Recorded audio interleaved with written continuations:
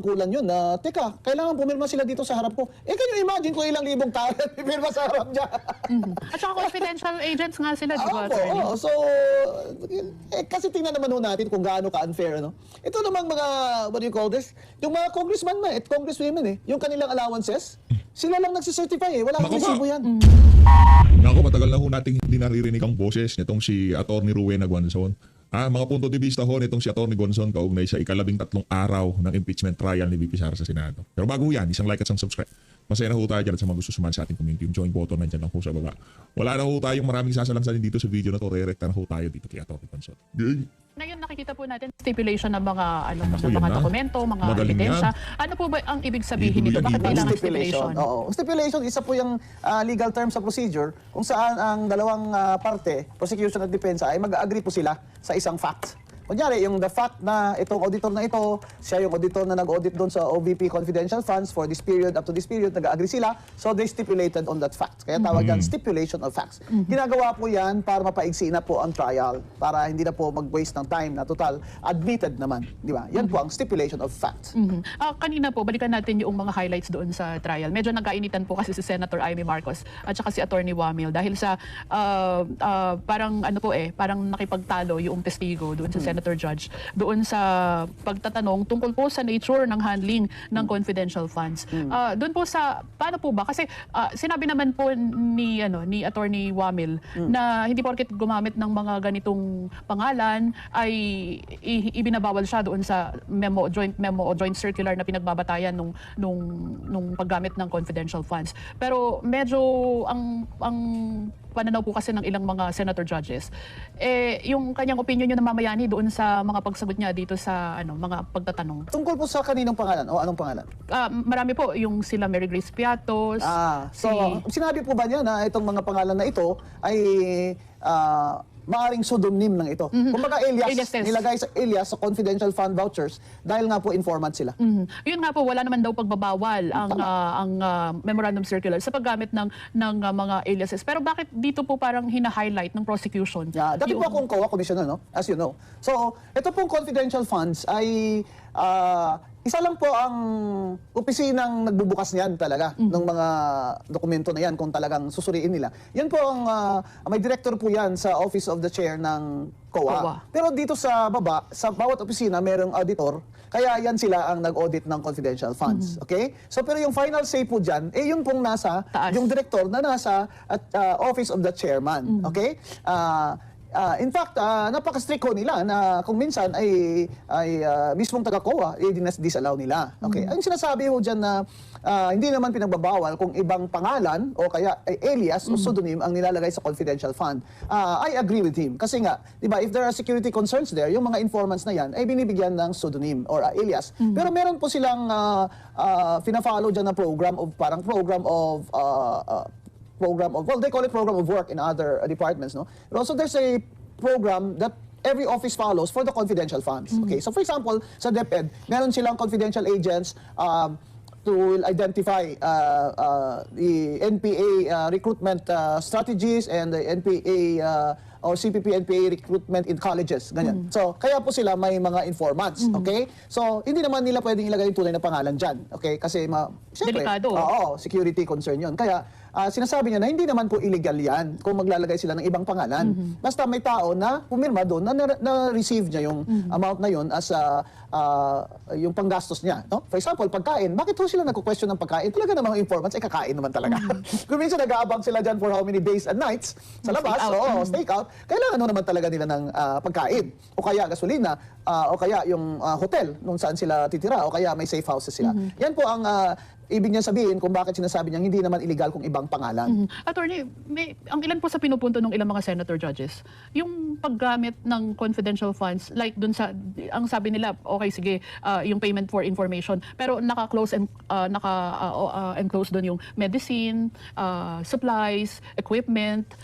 Talaga po bang sakop din yun ng paggugol sa confidential funds? Dapat ho kasi na-justify yun sa pag-liquidate nila tao dyan ng term is liquidation. Kung bakit kasama yung medicine, di ba? bakit kasama yung hire ng coach yung mga ganon. Sina-justify yun. Pwede naman po sila mag-justify doon. Ang tanong po dyan, allowance ba yan ng COA, yung medicine? Nasabi ba dyan, ma'am? Meron po siya mga sinabi na mga disallowances. Oo. Pero ang tinatanong nga po, final na po ba kapag sinabi ng COA na may disallowance? Or, Hindi po. Yun nga din po ang sinasabi ni Senator Cheese at No, saka ng hindi iba po. mga senator. Hindi po. In fact, kung ako ang nagko-cross-examine dyan, tatanungin ko siya. But your audit finding is based on your opinion, correct? Siyempre sabihin niya, yes, that's right. Because if you're basing it on a rule, show me the rule, di ba? Oh. But most of this is just in his what do you call this? In his decision-making process, he thinks na medicines are not allowed. Okay, so but did his he own ask for presumption. justification? Maybe he did not, no? So ang tanong dyan is, yung pag-audit mo, sir, sa level mo lang yan, di ba? Hindi naman yan final, hindi ba? So siyempre sasagutin niya, tama po kayo. Hindi ba pinapaakyat pa po yan sa regional director ninyo? O, inakyat po ba ninyo yan sa regional director ninyo?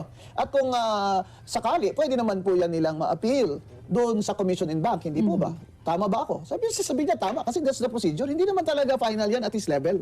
So ang lumalabas, attorney, parang presumption niya kung ano man yung naging conclusion niya. Yes, kasi nga in his mind, meron siyang, it's his thinking process na in his mind, pag informant, so saan napunta ito, OVP, bakit may medicine? Baka in his mind, ang medicine sa DOH lang. Di ba? Kaya dapat din-justify nila sa liquidation kung para ano yan, kasi depende yan Yung isa po na nabanggit ni Senator Judge Lacson, kung after daw po ba ng submission ay chine-check ng COA yung halimbawa kung totoong tao ba itong pinagamitan ng pondong ito, nasa saklaw pa po ba ng COA yun? Yung verification na identity, palagay ko at his level doon sa auditor, hindi niya ginagawa yan. Kasi hindi naman siya required yan Basta may pirma dyan, tapos may alias, tapos may ng voucher, hindi niya na katungkulan yun na, teka, kailangan pumirma sila dito sa harap ko. Can you imagine kung ilang libong tao yan pipirma sa harap niya? At saka confidential agents nga sila, di ba, Opo, attorney? so, kasi tingnan naman natin kung gaano ka-unfair, Ito namang mga, what do you call this? Yung mga congressman at congresswomen, yung kanilang allowances, sila lang nagsicertify Wala akong Naku, resibo yan. Ilang video ko na kung pinagsisigawan yan dito sa PH Update, no? Para ika nga, at least dito, meron na tayong kasama si Atty. Roy Gonzon. Ano po At yan, least, nasa what do you call this, procedure din po yan ng COA na dito sa mga senador at sa mga congressman, ay certification lamang yan. Hindi po kailangan magpakita ng resibo sa kape, sino kasama mo, meeting mo, ganyan-ganyan. Oo. So, attorney, dun sa napapansin po natin dito sa pagsisimula ng paglilitis sa Article 1, may napatunayan na po ba ang prosecution? Kasi they are trying na ma-prove nila na yung Misuse. confidential funds ay binulsa ni VP Sara. At yun ay graft and corruption. Diba? Yun ang impeachable offense. offense. Graft and corruption. Na ang source ay ang confidential fund. Pero kasi at this level, ayoko naman nung pag-usapan yung baka may iba pang level sila ng audit, hindi naman po yan niya makukonclude na binulsa yan. Kasi kahit tanungin mo siya in your opinion, let's say expert siya. Let's say he was qualified as an expert witness dahil po auditor siya for 20 years. Ito bang disallowance na ito na may kulang ang mga resibo o hindi official receipt? Ibig ba sabihin nito, binulsa ito ni Vice President Sara? Siyempre sasagutin niya, hindi ko po masasabi yan. Hindi ba? Kasi hindi naman niya alam di ba? That is also a conclusion that he's not allowed to make, at his level. Hindi ba? So, sa akin, hindi nila na-prove yun. Kasi ang disallowance at that level is, hindi tama yung mga resibo mo. Kaya ang sinasabi nila, hindi po pwede acknowledgement receipt, dapat po OR talaga. Yan ba, attorney, yung pag-submit ng acknowledgement receipts, tinatanggap po ba yun? Tinatanggap naman po. Kunyari noon, wala naman po mga OR sa taxi. Di ba? So nung mayor ako ng Cadiz, kay President Cory for 6 years, 86 to 92. Pag nandito ako sa Maynila, meron ng mga yellow na resibo. Pinapirmano yun ng taxi driver, sinusulat ko yung driver's license niya. Wala namang phone noon na pwede kang i-phone mo yung gano'n, di ba? Yan po ang receipt na tinatanggapin kasi forma po yun Tatanggapin. Hindi ko lang po alam kung yung acknowledgement receipt na ginamit nila, yun pong form o kaya bond paper lamang. Yun nga po, kasi even private companies ngayon, attorney, di ba, halimbawa, yung mga tao nila kumain sa labas, emergency, Opo. wala namang restaurant na kakainan na may resibo. Kalendarya, So, sa kalendarya, humihingi lang din sila ng parang acknowledgement receipt. Opo, isang kaldereta, ganito, 90, isang kikyam. Basta identified. Opo, so may pirma naman po. May pirma naman po yung vendor. vendor, di ba? Kaya Vendor nga. o seller, tsaka may address naman, di ba? Pwede naman nilang ma-verify yun. Verifiable naman yun, di ba? The point of the official receipt is that you can verify if the purchase was really made. Now, for the acknowledgement receipt, di ko alam kung may form sila o wala. Kung bad paper lang ba yun o talagang yung form, no? Ganun din, they can verify kasi nakalagay din diyan sa saang pension house yan o saang karinderya yan, di ba? May address naman doon. If they want, they can verify that. Attorney, di ba sabi nyo nga, you've been with COA before. Yan po bang confidential at intelligence fund is subject to auditing pa rin po ba? Meron po talaga. May rules po talaga sa auditing ng confidential funds. Kaya nga sinabi ko, may director talaga na assign dyan na nag-oopisina sa COA. Yung time ko, nag-oopisina yung director dyan dun sa office ng chair ng COA. At yan siya, nag-audit yan siya ng kahit nga mga commissioner, ino-audit eh. Di ba? Kahit nga commissioner, pwedeng mag-disallowance eh. Di ba? Ino-audit din nila. Pero yung confidential fund kasi ma'am, yung pag-liquidate kasi niyan, naka-sealed envelope yan sila eh. Di ba? Kasi nga confidential. Tapos kung audit time na, tsaka nila bubuksan. Ngayon, may sariling rules talaga ang confidential funds. Pero most of the time, the usual audit rules will apply na official receipt or justification or yung sinasabi nilang hotel, ganun. Kung kailangan mo talaga ng hotel, Siyempre, i-accommodate naman niya yung sarili niya kapag nag-stay. hindi naman po pwedeng. In fact, Hindi hindi lang naman po ang personal. agents. Yun pong yung kanilang supervisor. Yung pong taga-OVP na nagsuspus or DepEd na let's say security consultants na nagmo-monitor sa kanila will also need what do you call this temporary shelter or places to stay like pension house, hotel, ganyan. Kaya po pag sinabi niyo malaki masyado yung bill sa pagkain ay talaga naman pong malaki dahil madami Isang nila maraming tao yung tapos ginagamit. ilang buwan po yun, hindi po ba? Kung gusto niyo, di buksan niyo rin yung lahat ng mga allowances ng mga congressman kung saan napupunta yung kanilang magkano ba allowance sila dyan Malaki every ang month, allowance ha? nila. Yan. Oo, Importante bakit yan sila eh. pirma lang? Wala silang resibo, ma'am. Yung isa po na napag-usapan kahapon at ipinresenta ni Attorney Michael Powa, yung isang SARO na inirelease ng DBM noong December 2014 at kung saan iyon po para sa pondo ng confidential fund ng Office of the Vice President. So, ilang araw na lang po yun. At mag-December 31 na. Then Vice President Binay po, ang sinasabi kasi ni Attorney Wamil, wala silang ibang na-audit na confidential fund ng Vice President, maliban kay Vice President Sara Duterte. Talaga po bang hindi nabibigyan ng ganyang uri ng pondo ang Vice President? Depende naman po yan sa Congress. Kasi binigyan si Jojo Binay, BP Binay, meron. Magkano ba yun? Tapos it turns out na ito palang auditor dito, sinabi niyang never siya naka-audit ng ibang Vice President. Yun pala, na-audit naman nila. Di ba? Na-audit naman ng COA. Agency ng office nila. Yeah, oo. Pero irregular ba na magkaroon siya ng discretionary confidential fund? Hindi naman po. Kasi nilagay nila yan sa budget eh. Nasa Congress po yun kung binigyan nila. Gaya sa amin sa Comelec noon, gusto ng chair namin si Bautista na meron kaming confidential or intelligence fund. I objected. Kasi sabi ko, sino naman ang intelligence natin dito? Bibigyan lang natin ng mga extra allowance itong mga pulis na ito at mga military and for what? Di ba? Hindi nga sila marunong mag-solve ng problema ng hacking. Di ba? So, hindi mo yun. Nagbotohan mo kami. 6 kami, kontra isa lang. Ayaw namin. Kahit na sabihin nilang magkakaroon ako ng 2 million na parang certify ko lang. Ayaw namin. Ayaw ko. Sabi ko. So, wala ako kami noon. Depende sa agency, itong mga commission na ito, na constitutional, tanungin niyo po sila kung may confidential fund sila kasi sila din naman yung nag-allocate for their own agency. Pero itong sa kay OVP, sa kay VP, Congress po ang nagbigay niyan. Attorney, bago po natin balikan yung pagpapatuloy ng impeachment trial, your initially assessment po ninyo dito sa 13 araw ng impeachment trial? Lagay ko, wala pang natutumbok ang prosecution na talagang ebidensya na masasabi mong yan na talaga. Yung Makukonvict si shocking Sara. ba, no? Oo, wala kasi lalo na yung si Matibag na kung sa Bisaya pa, wala dito, wala dire ang testimony niya. Nahihirapan ho talaga sila. Tsaka, very good ang cross-examination, ang pagsusuri ng defense counsel. Tsaka itong COA auditors, they're just going to certify kung ano yung nandyan. Hindi naman sila pwedeng mag-conclusion na binulsa yan. Paano mo ma-prove na si BP Sara talagang tumanggap niyan?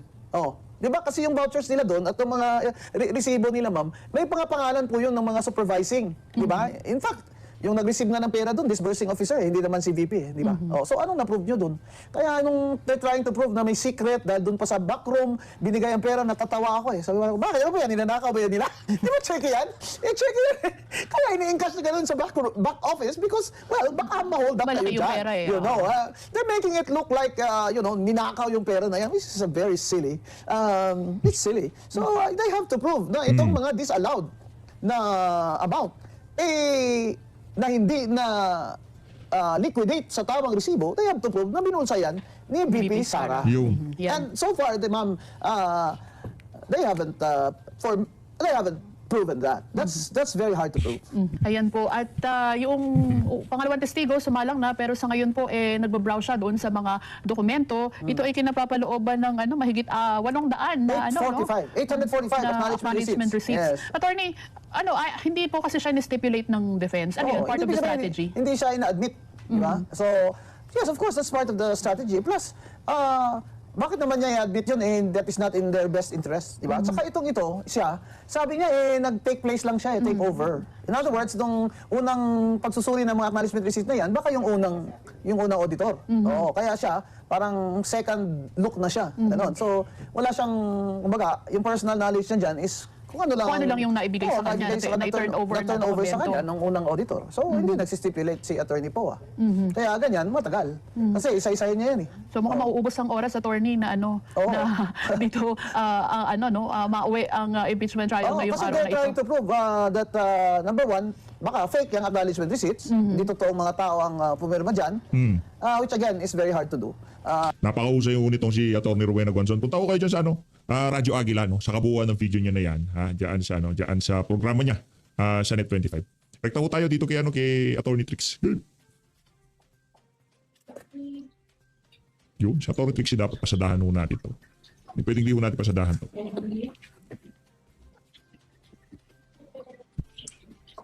Magandang gabi sa inyo lahat. Makain ako. Magandang gabi sa inyo lahat. Ako po si Trixie Cruz Angeles, ito ang Luminos. Yung. Sabay-sabay tayo, kape tayo. Kape. So pag-uusapan natin ngayon, i-summarize natin at Kape. i-discuss natin yung mga highlights ng Day 11 ng trial ni VP Inday sa Senado. Bago tayo magpatuloy, huwag pong kakalimutan like, share, follow, and subscribe. Nadalian na naman ito. Okay?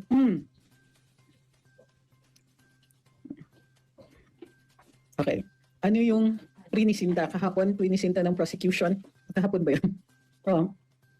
Prinisinta, or kanina, prinisinta ng prosecution ang isang witness, dating taga-COA, yung nag-audit ng confidential funds. Initial audit ito, post-audit ng confidential funds ni Vice President ng OVP.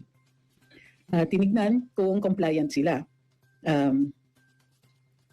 Nag-require sila, so dun sa mga binanggit ng auditor, ang mga kulang ay unang-una physical and financial plan na hindi daw nakalagay yung detailed confidential activities under Joint Circular 2015-01.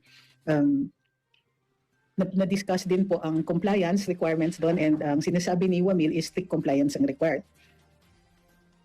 Yung disbursement over an 11-day period, December 21 to 31, ang sinabi lang ng witness is dun sa anomaly dates is that may mga acknowledgement receipts that were submitted dated 2023 rather than 2022.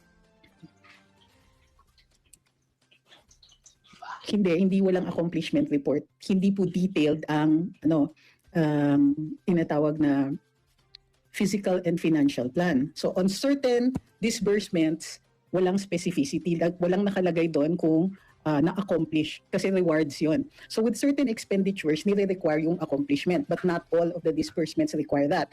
Doon lang sa rewards. So para malagay, dapat nilagay doon na completed yung operation for which the person was being rewarded. So, may acknowledgement receipts, and yung iba, some of the purchases of supplies were backed by acknowledgement receipts, but not ORs. So, pero yun, na-i-explain yan yung mga ganyan maliliit na bagay yan sa liquidation.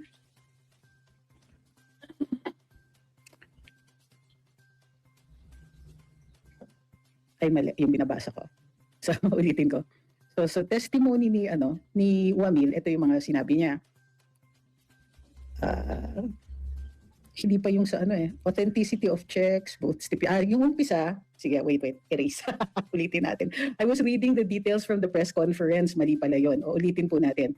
Ito ang start, okay? Nag-start with the prosecution asking for stipulations on several boxes of acknowledgement receipts. Itong mga acknowledgement receipts na to, at saka yung ibang mga documents, gusto ng prosecution na i-stipulate na lang or sabihin ng defense, yes, those are true, those are executed duly, etc. because they form part of the evidence. Pinipilit ni Attorney Lorna Capunan na, di ba ebidensya nyo din ito, ba't hindi kayo mag-stipulate? Now, the rule is, ang stipulations means that, aaminin nyo na to so that you don't have to prove it in trial. For example, in a certain case, importante yung sale of, let's say, pad paper.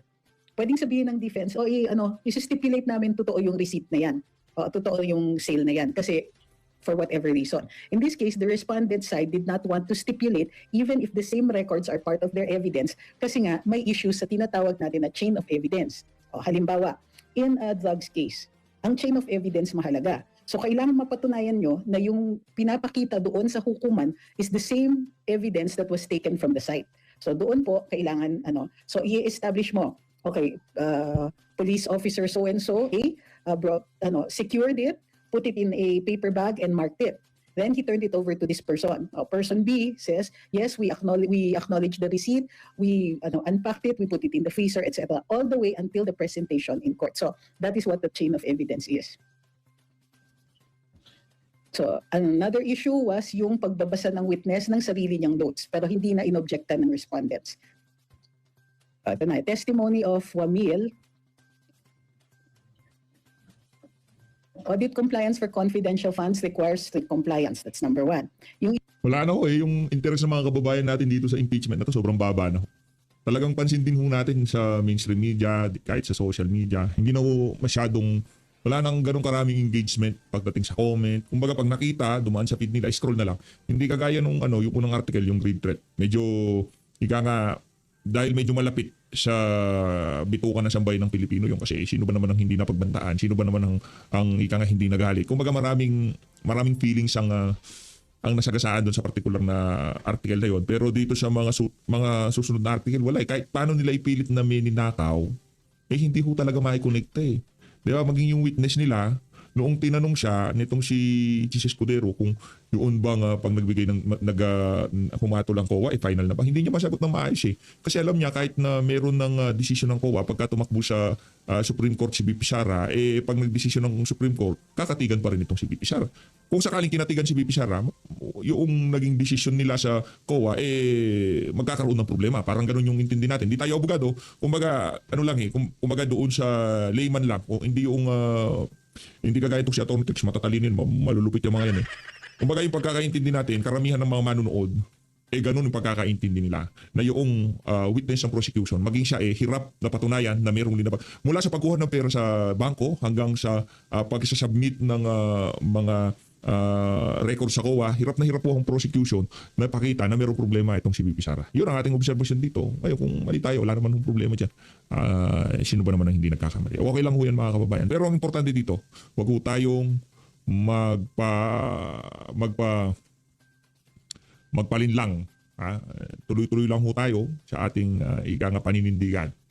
Yun lang ho yun. No? Pero para pansinin pa yung mga talyanista at Seymada, hayaan na ho muna natin sila. Kasi pagdating ng 2028 talagang aararuhin ho natin yung mga walang yan. Hindi na siguro natin aararuhin yan. Hanggat maaari, talagang pinipigilan ho natin na sarili natin baka. Sa prohibited expenses, meron siyang pinoint out na there are certain expenses that will not be allowed. In other words, disallowed expenses ito. So ang findings niya, hindi non-existent. Kulang yung physical and financial plan kasi kulang daw yung confidential activities. Ngayon, mayroon daw improper na disbursement voucher pero nagkamali doon sa date. Cash advance was for calendar year 2022 instead of the quarter, first, second, or third quarter. Discrepancies in accomplishment report. So hindi sa walang accomplishment report, merong accomplishment report pero merong mga either kulang or hindi allowed. So for example, hindi allowed yung mga expenses for medical and food aid. For travel and incentive expenses, kulang daw yung documentation and operational nexus. Tapos yung sa rewards, kulang yung documentary proof establishing the success of the information gathering or surveillance activities by informers. Tapos yung use of acknowledgement receipts for stores and hardware purchases. So, nag-testify si Wamil na yung COA issued a notice of suspension December 13, 2023, temporarily disallowing the entire 125 million 2022 disbursement. So, temporary yung sa disbursement ng 125 million, but that was later, as we know, revised or amendment para 70 plus million na lang. So, mayroon siyang napansin na may mga undated na acknowledgement receipts or yung ibang acknowledgement receipts were mali yung year. Okay? So, yun yung highlights of the presentation of evidence. OVP pa lang ito, wala pa yung sa DepEd. Okay? So, later on, the prosecution conducted a press conference where meron silang mga dinidiin, which we can correct in our discussion. Halimbawa, yun nga, what is a notice of disallowance and order of restitution? A notice of disallowance means hindi tinatanggap or hindi in accordance with the, in this case, Joint Memorandum Circular 2015-01. So pagka ganon, you will return the money or provide additional documentation or correct the documentation. Is this a criminal offense? No. Why? A criminal offense needs mens rea. What is mens rea? Mens rea is criminal intent. So there is a difference between a failure to liquidate properly and actual corruption, because corruption falls under RA 3019, which is the Anti-Graft and Corrupt Practices Act, which also will require you to show that there is an intent to pocket the money. So, or it would be misfeasance, malfeasance, or nonfeasance under the revised penal code. So, actual trial, sabi ni Wamil, ayun. So during the press conference, sabi ni Congress. So ito sa mga natin, sa mga kandidato natin sa 2028, itong si Atty. Trixie Cruz Angeles, Atty. Rowena Guanzon, Atty. Vic Rodriguez, Atty. Jimmy Bondoc, di ba? Senator Robin Padilla. Di ko alam, mag-vice president ba si Senator Robin o di ba? Di ko alam kung ano tatakbo niya. Pero kung talagang sure win, kahit alin naman sa dalawa, siguradong mananalo yan si Senator Robin Padilla. Mapa-vice president, mapa-senator, kahit alin dyan sa dalawa na yan. Yung pangarap ni Ping Lacson, wala na. Nakamtan na nitong si Senator Robin Padilla. Manchua at ni Congressman Adjong na yung COA findings daw had progressed to the point of official notice of disallowance in order of restitution. So yun, those happened much later at hindi si Auditor Wamil ang ang may knowledge noon. In fact, his knowledge extends only to December 2023. Kasi iba na yung nag-audit. So sinabi din ni Congressman Chua that some of the ARs submit. Bakit hindi pinatawag yung bagong auditor sa confidential fund ni Bibi Sara? Bakit itong, mapansin nyo, yung mga ginagamit ng prosecution, yung mula kay Lotok, dati siya sa cybercrime, ilinipat siya ng division, naging, ewan kung anong nangyari sa kanya, no? Tapos ito din isa na to, yung tipong pagkagagamitin sila kay Bibi Sara, pinapalitan ng pwesto, binibigyan ng magandang rango para maligawan nila na mag-testify dito sa impeachment trial na to. Yun ang dating, ha? Yun yung nababasa din ng ating mga kababayan dito sa mga kaganapan na to. For December 22, cash advance were dated November 22 before the funds were released. Actually, mali yun. The date was 2023, December. So the specific date is fourth quarter 2022 fund receipts. Some were dated December 2023 and not, as Congressman Joel Chua stated, November 2022. Bakit? Because November 2022 was supposed to be before the funds were disbursed. Sabi din ng mga congressmen during the press conference that the witness said pinatotohanan na sinabi ng congressman, pinatotohanan na tumanggap ng 70,000 pesos ang isang Mary Grace Piatos. Hindi po yan totoo. Ang sabi ni Auditor Wamil, COA only conducted a document compliance audit and did not ascertain whether Mary Grace Piatos was a real person or physically received the money. So ulitin ko walang testimony na nagsasabing. Yun nga ang problema tipong pagka tayo sumalansa ng ganyan, sasabihin nila kagad fake news. Pero pagka yung mga congressman na mayroong program mga maintenance and other operating expenses, yung mga MOOE, merong MOOE, okay lang, hindi sila kino-call out. Hindi pong sinususugan pa nila yung isip siya. Sabihin mo yan, kasinungalingan, walang problema, may kasama ka, uulit-ulitin natin yan sa mainstream media. Parang ganun no? Hindi totoo si Mary Grace Piatos o hindi siya totoong tao and so on. Sinabi lang nila, compliance audit, which means that they determine based on the documents that were presented if those documents indicate a correct liquidation in accordance with the Joint Memorandum Circular. So marami pa silang ibang mga assertions that are not supported, which you can ask about in this part of the of our discussion. So let's look at your questions. yung main point of 150K difference. Isa pa yon, ginawang issue yung 150K difference. But actually, the liquidation indicated an excess of 150,000 na expenses, which means na pwede naman i-disallow ng COA pagka may excess. The OVP will have to be responsible for those additional ones. Hindi po kulang, sobra yung na-liquidate nila, meaning there were more expenses. Is this a crime? No, of course not. Is this an offense or an administrative offense? Wala din po. Kailangan lang yon i-explain. Sabi ni Tapping Law, technicality, sabi nila hindi dapat masyadong technical. Oo nga but here we go.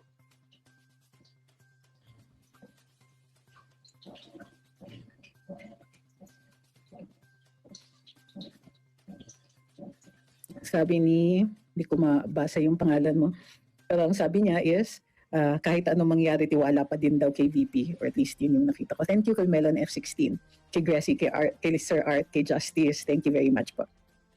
Sabi ni Green Screen, bakit po AR lang? Kaya since nagpasa sila, dapat may OR din po, di ba? Actually, no. So in government, meron tayong mga acknowledgement receipts. May certain format yan. Bakit? Hindi po lahat ng purchases ay mayroong binibigay na OR. O halimbawa, bumili ka sa palengke, walang OR yon. So inatanggap po ang acknowledgement receipts. Ang sinasabi ng COA dito, hindi sa mali na acknowledgement